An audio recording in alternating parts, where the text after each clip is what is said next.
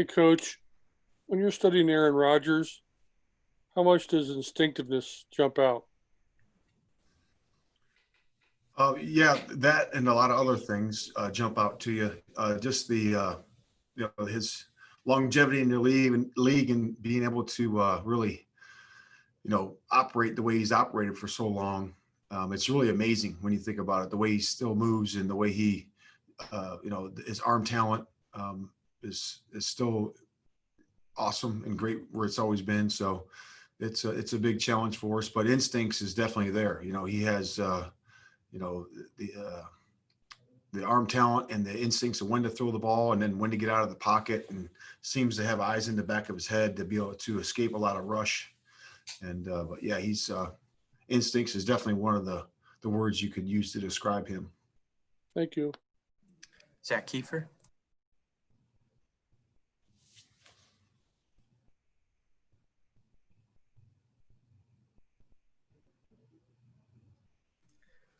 We'll jump to Kevin Bowen. Hey, Matt, I got two. One, with Xavier Rhodes Hey, and sorry you about guys that, playing Matt. the NFC North this season, you guys have had great success against NFC North wideouts. How much of that Can do you you hear me? think Xavier's familiarity has helped you out there? I'm sorry, Zach was. Can you repeat the question, please? Go ahead, KB. My bad. Yeah, I was just asking about Xavier Rhodes, Matt, and playing the NFC North. You guys have had pretty good success against their wideouts this season. How much has Xavier's familiarity, leaning on that each week, has helped you out there? Zave does a really good job of communicating as well as the other players, TJ and a couple other guys. That if they're familiar with the opponent, they do a really good job of just talking to us about the strengths and weaknesses of each guy, and then if they know the system, they talk about that as well. But we try to use everybody in the building when we game plan. And then one follow-up, what has kind of kept Ben Banigou away from playing or dressing for you guys the last 2 weeks? Yeah, I just think that with any player, I think that it's about practice. You practice well and you produce on the practice field, and then you move on to the game from there. And then you have to produce in the game, and he's working to get that done. Again, he's in his, we always say defense line. A lot of times it takes 2 or 3 years before the light comes on, and he's just got to keep persevering and have some determination and keep working. Zach Kiefer. What's up, Matt? Sorry about that. No, it's okay. I've noticed Rock, Yasin, and Xavier spending a lot of time together, and that's not completely uncommon in this league. A veteran kind of mentored a young player, but how much does that help a young guy, especially when you can, in your eyes, kind of have another coach helping him behind the scenes? Yeah, it's really big because we always talk to our veterans about helping out the younger guys.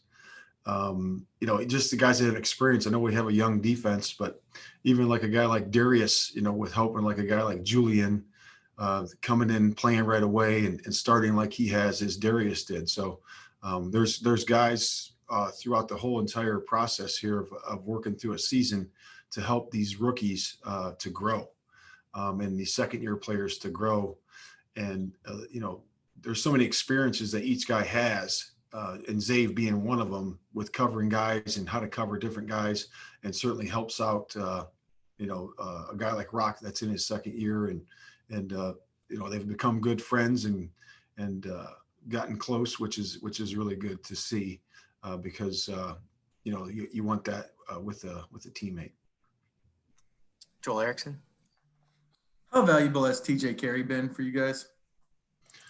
Well, very valuable. He's that piece that we were searching for last year, and and the guys did a great job. Chris and all the guys, Ed and Kevin, and all the guys in the scouting department did an awesome job of really looking to see what we needed and how we can acquire that. And I think TJ fits the bill for that, meaning that he can play inside, outside, can play safety, and do it at a high level. So he's really doing a nice job for us this year. He's made some impactful plays through the course of the year, and he's got a wealth of experience that we draw on, not necessarily always from the playing perspective, but also just from a information perspective for us and the other players.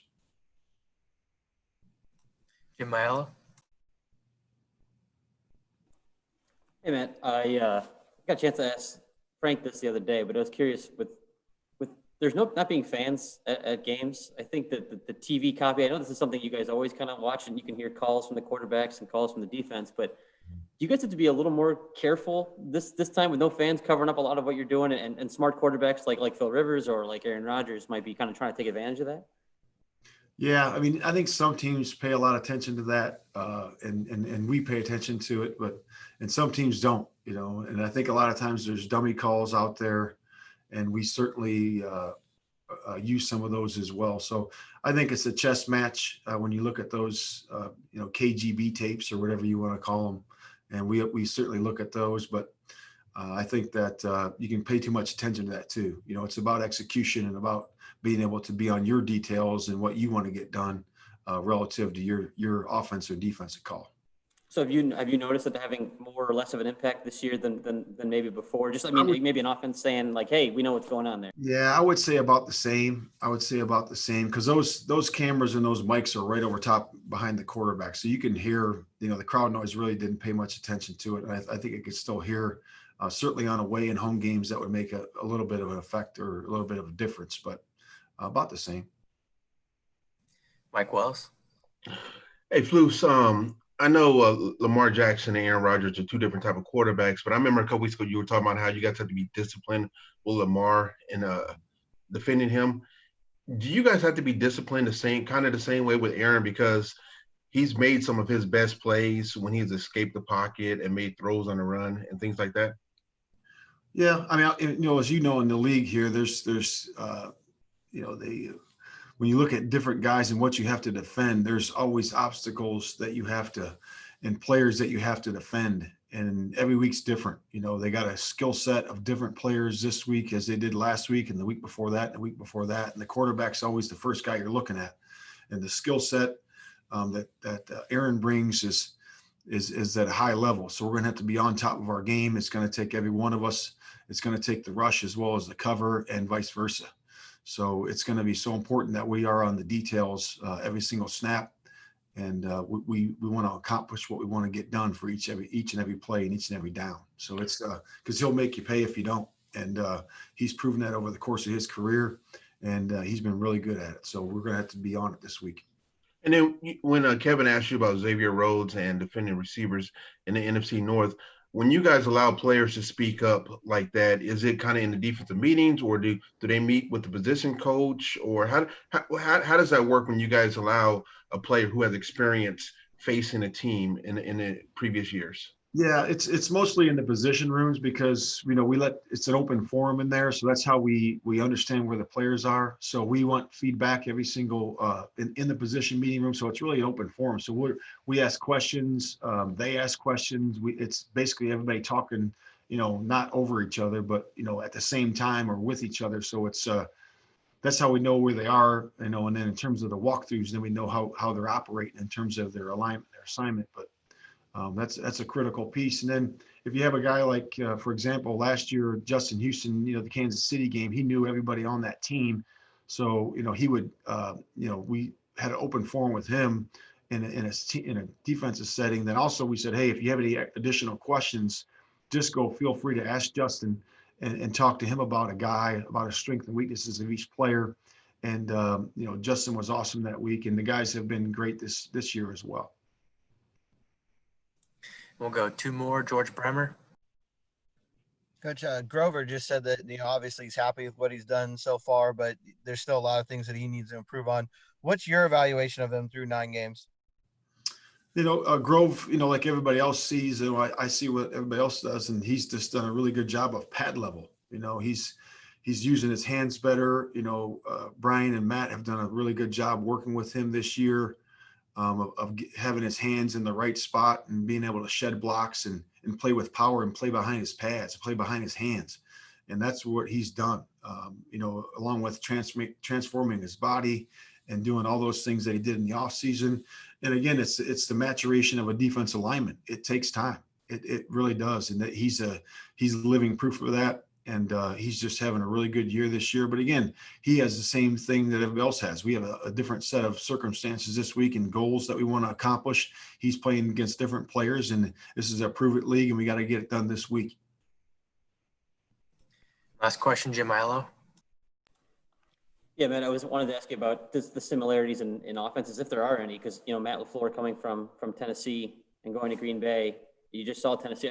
Do you see similarities in what they try to do in those offenses?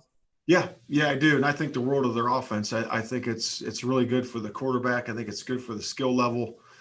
They do a nice job of moving the ball around to different players. They know how to run the football, so I think it's a really good offense to watch, and it's an effective offense. And then obviously you add the skill level in there with the receivers. The tight ends are athletic, and then the runners, the mix of runners they have, they have runners that can go inside, outside, and pound the ball inside some. So it's a big challenge, but you see some similarities there for sure. And then other than, Derrick Henry being really good at his job, but that was one of the first guys to really, run over 100 yards on you guys this year. He's been the only one to do it, I think, against a defense that you've coached. What did you notice that maybe happened in terms of him being able to run the ball more effectively than other backs against you guys this year? Yeah, it's like anything else. I think it comes down to our fundamentals and us being where we're supposed to be, when we're supposed to be there, and playing with good technique. If you look at those plays, that any play that breaks over 10 yards, it's going to be about, our alignment, our assignment, keeping the cup on the football and playing with good technique. And if that happens, then we didn't accomplish our goal. And that happens, hopefully not too much, but it'll happen once in a while. We just got to go back to the root of it and make sure we correct it, and then move forward from there.